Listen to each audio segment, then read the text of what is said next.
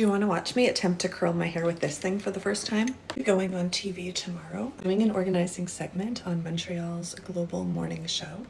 And I was influenced, hang on a second, oh my God. What? Okay, that didn't work. Okay, we're gonna try that again. I don't know, maybe the hair was too thick. I watched a video. Anyway, I was influenced by this TikTok video that I saw. Oh, okay, it went in. I was influenced by this TikTok video that I saw, this like newer model of this where you can like see the hair and whatever. Anyway, oh, okay. I think I'm not supposed to touch it. Let's try the next piece.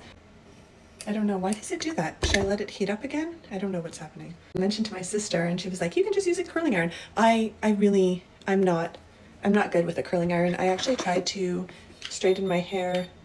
Why? Does it not like that? Off and back on. I tried to straighten my hair with a straightener too, and it didn't go well. Oh, there we go again. Okay, I don't know what I'm doing right or wrong. I wanted something that was kind of idiot proof because that's how I feel with my hair. Like I can really only brush it and put in a messy bun or ponytail. And like I said, I'm going on TV tomorrow and I want it to look like nice, but I also know that I cannot do this starting tomorrow. So why doesn't this work? Does it need time to heat up? I don't understand. Okay, I kind of gave up. Like I got some curls.